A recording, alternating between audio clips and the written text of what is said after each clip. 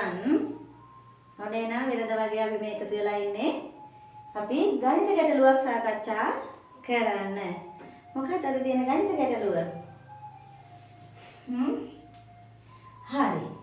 මෙන්න මේ වගේ ගණන් දෙනවා පුතේ අපිට ගමන් මාර්ගයක් දීලා ආරම්භය සහ අවසානයක් දීලා අපිට අහනවා දකුණු පැත්තට හැරුණු වාර ගන්න කීයද වම් පැත්තට හැරුණු වාර ගන්න කීයද කියලා අහනවා. හරිද? හරි. එහෙනම් මෙන්න මේ ගමන් මාර්ගයේ ආරම්භය තමයි මෙතන අවසානය තමයි මෙතන. එහෙනම් මෙන්න මේ ගමන් මාර්ගයේ ගමන් කරන කෙනෙක් දකුණු පැත්තට කී පාරක් හැරෙනවද වම් පැත්තට කී පාරක් හැරෙනවද කියලා හොයාගන්න ඕනේ. හරිද? ඉස්සරහ මාර්ගයේ මෙන්න මෙතනින් ආරම්භ කරන කෙනාගේ දකුණු මත කොපැත්තද වම් මත කොයි පැත්තද කියලා අපි මේකේ හොයාගන්න ඕනේ. ඔයාලට වරදින්න තියෙන මම ක්‍රමයක් කියලා දෙනවා. ඉරේසර් එකක් ගන්න ඕනේ. ඉරේසර් එකක් අරන්මයි පුතේ ඔයාලා හරවගෙන ඉස්සරහින් මූණක් අඳින්න ඕනේ. හරිද? ඔන්න මූණක් අඳින්න ඕනේ. එහෙනම් ඔන්න ඉරේසර් එකේ මූණයි මායි මූණට මූණලා ඉන්නේ. එහෙනම් මූණට මූණලා බලාගෙන ඉන්නකොට මගේ දකුණු මත එයාගේ වම. හරිද? මගේ වම් මත එයාගේ දකුණ. එහෙනම් ওই විදිහට අපි මූණක් ඇඳලා වම දකුණ නිවැරදිව ලකුණු කර ගන්න ඕනේ.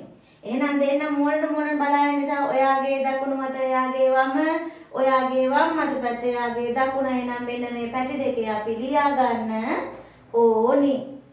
හරිද? ඊට පස්සේ මයි පුතේ ආරම්භක ස්ථානය අපි තියලා බලනවා මූණ ඉස්සරහට දාලා. ඉස්සරහ බලාගෙන යන්නේ නේද? එහෙනම් ඔන්න මූණ ඉස්සරහට දාලා බලනවා. එහෙනම් දකුණ යට උඩ වම. එහෙනම් ඔක ලකුණු කරගන්න. ඕනේ නම් ඉරෙන් යට යාගේ දකුණු අත, ඉරෙන් උඩ යාගේ වම් අත. හරිද? එහෙනම් මෙන්න මේ විදිහට අපි ලකුණු කරගෙන අපෙන් අහන්නේ දකුණු අත පැත්තට හැරුණු වාර ගණනනේ. එහෙනම් මයි පුතේ මෙන්න මේ දකුණු පැත්තෙන් යනකොට අපිට මේ වගේ ඍජු කෝණ හම්බ වෙනවා. අපි දන්නවා ඍජු කෝණයක් කියන්නේ සිරස් රේඛාවක් සහ තිරස් රේඛාවක් හැදෙන මුල්ලට ඍජු කෝණ කියලා කියනවා. එහෙනම් මෙන්න මේ ඍජු කෝණ ගාන කීයද කියලා අපි හොයා ගන්නවා. මෙතනත් හම්බ වෙනවා. මෙතනින් යනකොට මෙතනත් හම්බ වෙනවා. මෙහෙන් යනකොට මෙතනත් හම්බ වෙනවා. අය හම්බ වෙනවද මයි පුතේ? අය හම්බ වෙන්නේ නැහැ දකුණු අත පැත්තට. එහෙනම් 1යි 2යි 3යි 4යි. එහෙනම් දකුණු අත පැත්තට හැරෙන වාර ගණන කීයද? 4යි. හරිද? එහෙනම් දකුණු පැත්ත හොයාගෙන ඒ පැත්තෙන් යනකොට හම්බ වෙන ඍජු කෝණ ගණනට සමානයි මේ මහා මාර්ගයේ යනකොට දකුණු පැත්තට හැරෙන වාර ගණනට. හරිද පුතේ? එහෙනම් අපි දැන් බලනවා වම් පැත්තට. මේ විදිහටම අපි වම් පැත්තෙන් ගිහිල්ලා බලනවා ඍජු කෝණ කීයක් හම්බ වෙනවද කියලා. එහෙනම් මෙන්න ඍජු කෝණ හම්බ වෙනවා. මේ පැත්තෙන් ගිහිල්ලා මෙන්න මෙතන හම්බ වෙනවා. මෙතනත් හම්බ වෙනවා. එහෙනම් 1යි 2යි 3යි 4යි 5යි. එහෙනම් වම් පැත්තට හැරෙන වාර ගණන මෙතන 5යි.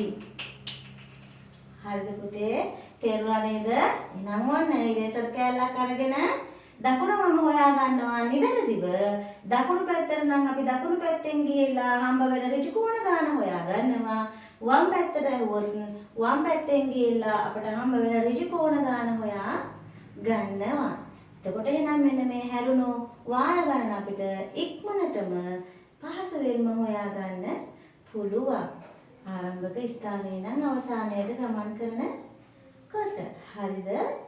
හරි. එහෙනම් තවත් මේ වගේ ගණන් 9ක් අපි අදමු. එහෙනම් මේක ලියා ගන්න.